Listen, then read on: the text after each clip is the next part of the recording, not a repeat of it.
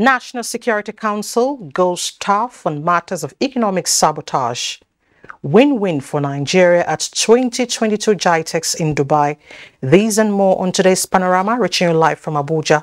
I am Elizabeth Omori. We'll be right back.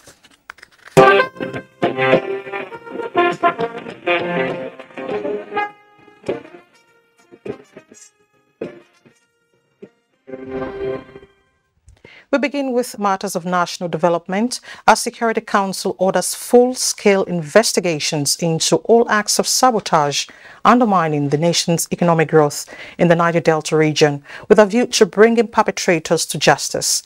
This was part of submissions of the Minister of Interior, Ralph Aregbesola, while briefing journalists after the Council's meeting summoned by President Muhammadu Buhari. State House correspondent Adamu Sambo reports.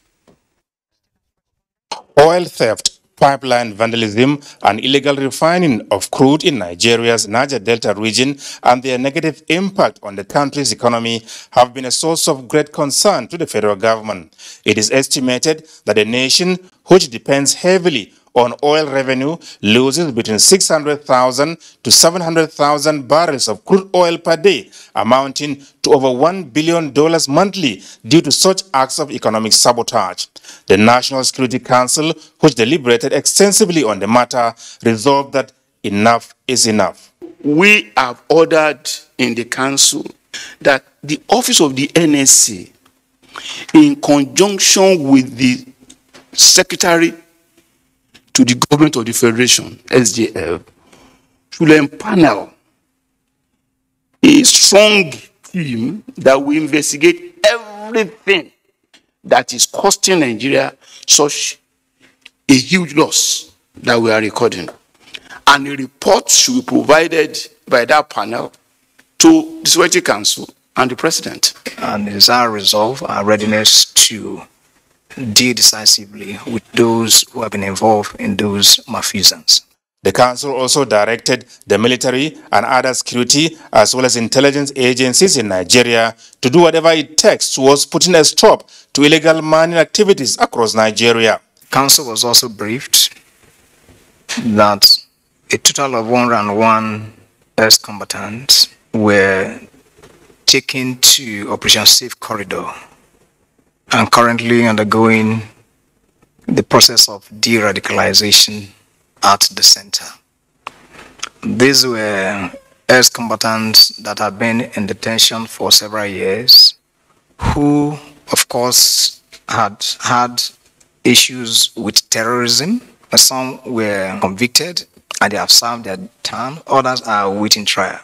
Nobody has been released to the open society. We also agreed on the need to fast-track judicial process for prosecution of terrorists to discourage others from becoming terrorists.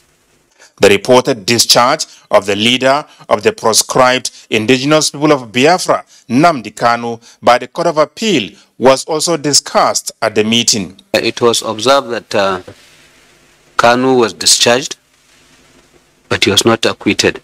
Government is considering the appropriate action to be taken on the matter, and Nigerians will be notified in due course. We equally want to again re-emphasize the fact that we are committed to ensuring a transparent, free and fair electoral process in the coming elections. All security forces and agencies are advised to maintain the law. Members of the council also reacted to the threat by Governor Samuel Otom of Benue State to buy AK-47 rifles for the state's volunteer community guards if the federal government fails to approve his request in 1 month. Government has made it categorically clear that it has not issued license to any state government or to any organization to purchase firearms for subnational security formations. what is involved has to do with automatic weapons. Come on.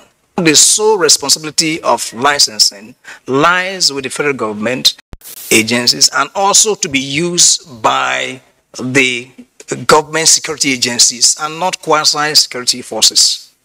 So you do not ask for what you do not have power to acquire. During the meeting, President Muhammadu Buhari once again expressed appreciation to the armed forces and other security agencies for the declining threat of insecurity with the gradual restoration of normalcy across Nigeria and urged them to sustain the tempo. From the State House, Adamu Sambu, NTA News. Still on matters of development, Vice President Yemi Osinbajo witnessed the signing of Memorandum of Understanding between the Gombe State Government and 6 industrial companies. State House correspondent Jide Onifade reports that 1,000 hectares of land allocated to investors by the Gombe State Governor was also inaugurated. An exciting moment for the people of Gombe State. This is because these investors are committing 7.5 billion naira into the development of areas such as power, steel, mining, and raw materials production. The list also includes youth development, training, and capacity building. The signing of the Memorandum of Understanding formed part of the 3-day Gombe Investment Summit 2022 with the theme Industrialization, Pathway to Innovation, Transformation, and Development of Gombe State. The future of our country rests in the hands of business owners, in the hands of entrepreneurs, and all over the state, all over the country.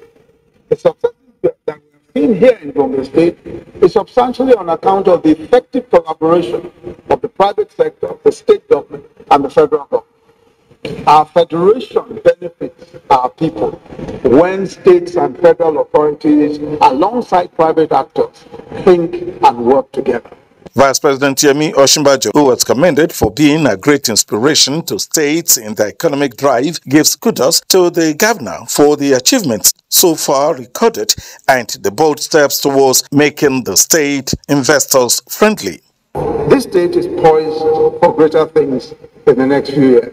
The purpose of the summit, as Governor Inua Yahaya explains, is an effort to moving the people forward out of poverty to prosperity and assures local and foreign investors of continued safety and a conducive environment to carry out their businesses.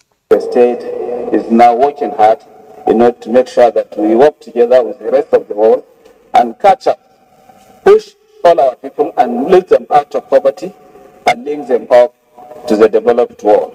The state has been adjudged the best in the ease of doing business. The governor is providing 1,000 hectares of land to investors. It comes with electricity capacity of 16 megawatts and water supply capacity of 1.5 million cubic liters. The vice president, before departing the state, laid the foundation of the industrial park named after President Muhammadu Buhari, whom the governor said has been leading states by example in putting in place critical infrastructure for the growth of the country. Jide Onifade, NTA News. The World Bank says rising oil prices are hurting Nigeria's income due to subsidy payments on petrol. Leah Katun Babatude, who is covering the 2022 annual meetings, reports that both the World Bank and IMF expressed commitment to help Nigeria navigate out of economic difficulties facing the global economy. Following worldwide trends, inflation has increased faster and more persistently than previously anticipated, reflecting mounting prices for essential food and energy items, which comprise about 50% of the sub-Saharan Africa's region's consumption baskets. The IMF, in its latest regional outlook report for sub-Saharan Africa, noted that the countries in the region are living on the edge. It pointed out 4 priorities for policymakers in the region to include rising food prices, increased inflation. Rising food and energy prices are striking at the region's most vulnerable. Public debt has reached almost 60% of GDP, leaving the region with debt levels last seen in the early 2000s. In fact, 19 of the region's 35 low-income countries are now in at high risk of debt distress or in debt distress. Ultimately, it's of course a deeply political decision for Nigeria. The fund called for improved budget support in the region while advising Nigeria to target the poorest for subsidies. Sub-Saharan Africa has received support close to $50 billion from the IMF since the beginning of the pandemic, with more to come through the recently approved food shock window to support member countries suffering from acute food insecurity, sharp food import shocks, or from cereals export shocks. From Washington, D.C., I'm Leah Kating-Babatunde, NTA News. You're watching Panorama on NTA. Let's pause for some messages. The news continues shortly. The Nigerian electoral system is seemingly simple, yet may be complicated for some. It's for them to come and tell us what they have. Running an election is equivalent to what? A job application. I want them to identify the issues plaguing the common Nigerians. PDP should focus on PDP and APC should focus on APC. Let's show you what an election is all about as Nigerians pick the next president, governors and legislators. We interrogate their plans, question the rationale and review the prospects. Join us, the ballot.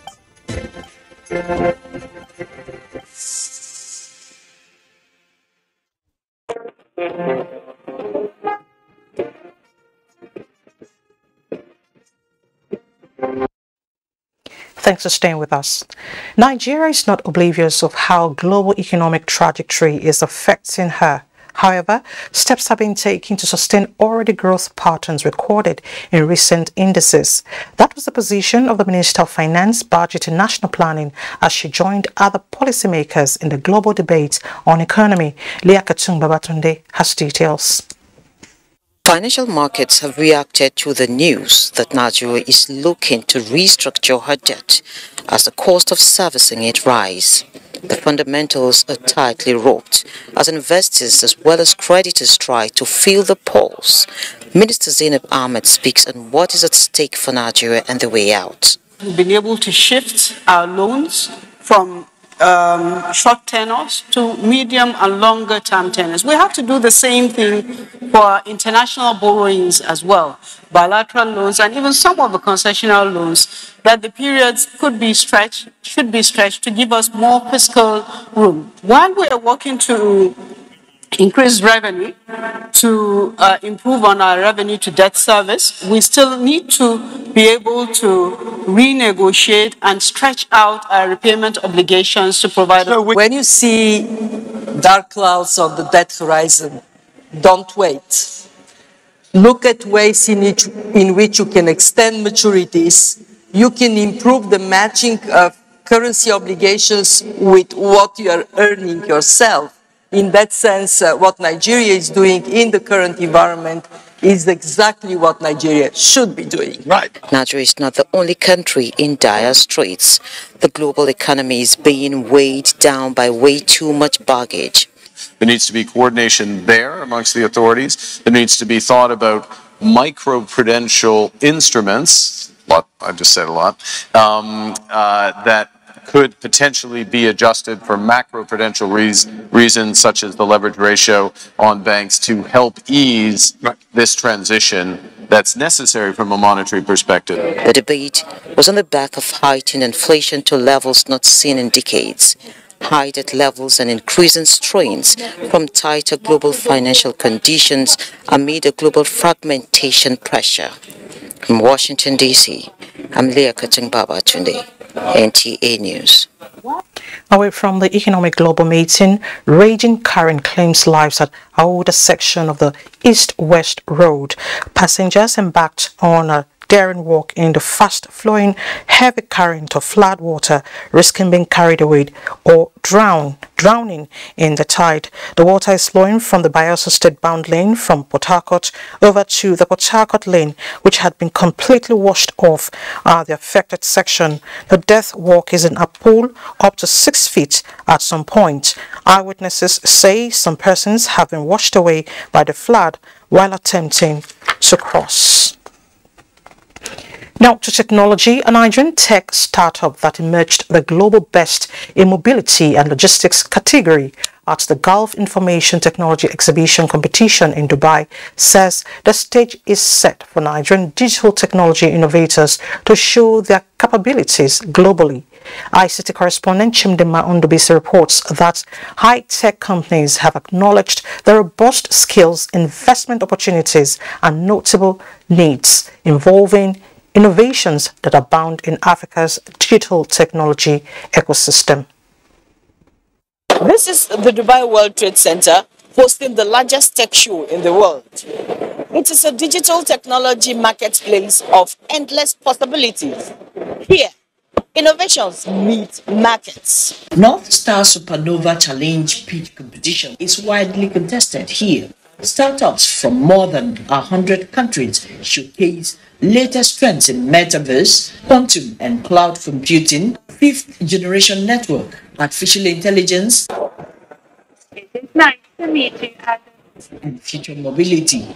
Ultimately, SharpSharp, our Nigerian tech logistics startup and same-day delivery with its mobile application, beat Datums of India to win the global prize for mobility and logistics innovation category, bagging a cash prize of $8,000. An elected Minister of Communications and Digital Economy is proud as leader of Nigerian delegation. Semi-finals, we had 9 startups, and at the final, we had 2 startups, and we have 1 winner. So it's a clear indication that we are doing well out of over 190 countries and over 800 entries. It's a very tough one, but of course it shows that there is room for African startups to play on a global stage, and also show our capacity.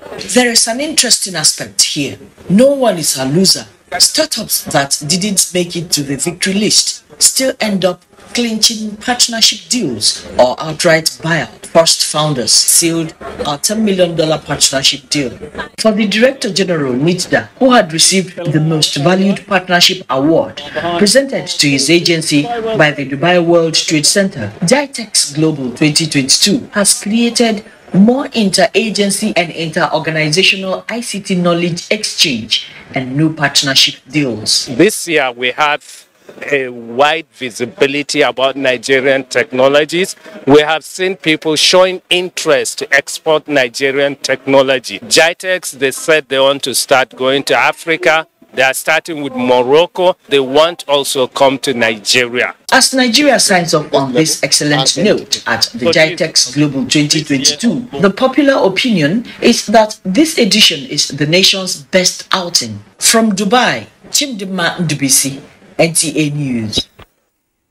All may not have been heard about activities that heralded the 62nd anniversary celebrations of Nigeria's independence across the world. Worthy of note is that Atlanta, Georgia, in the United States, officially recognized the 62 years of Nigeria's independence with a proclamation by the governor of Georgia and mayor of Atlanta City. This was during the October 1st celebration by Nigerians in that city as they joined other nationals globally to mark Nigeria's independence. Justin Bemoyi reports.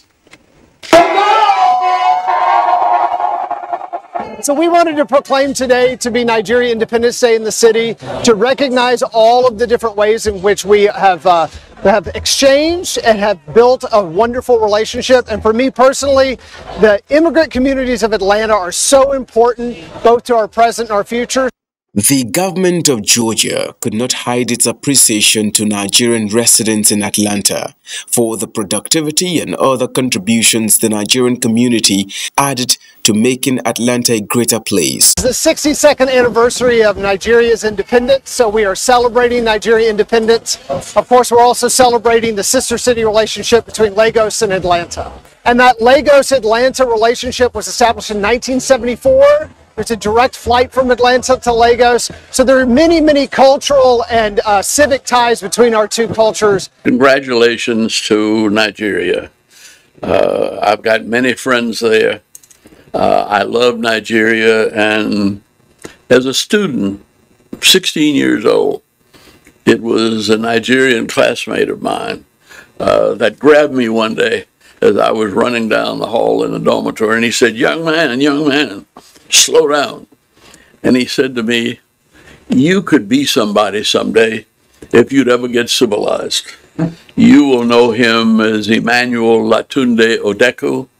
He presented the Consulate General of Nigeria with a proclamation to recognize 62 years of Nigeria's independence. And this came with 3 government endorsements at the highest levels declaring October 1st as Nigeria's Independence Day. And this has never been achieved in the Georgia state of the U.S. Justin Bemunyi, NTA News. In other news, the Academic Staff Union of Universities ASU has announced suspension of its 8-month-old strike. A statement by the union's president, Emmanuel Oshedeke, says the National Executive Council of the union held an emergency meeting and reviewed developments since the union declared an indefinite strike on the 29th of August 2022. Following appeals by President Muhammadu Buhari, efforts of the Speaker House of Representatives and other well-meaning Nigerians, ASUNEC resolved to suspend the industrial action. Consequently, the union has directed all members to resume work with effect from 12 a.m. of Monday, 17th of October 2022. Meanwhile, Nigerians have been reacting to the suspension of the ASU strike.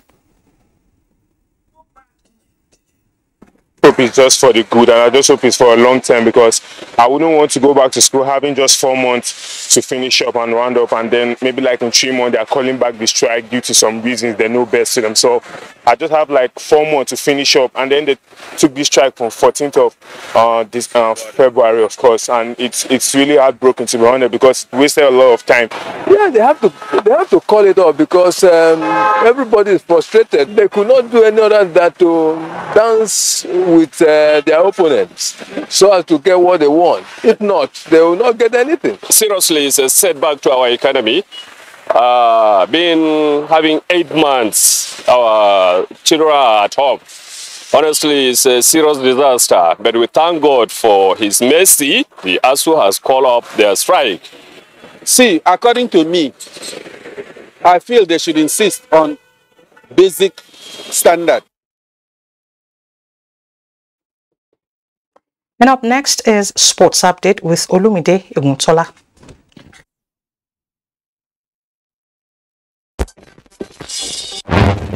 3 Nigerian professional football clubs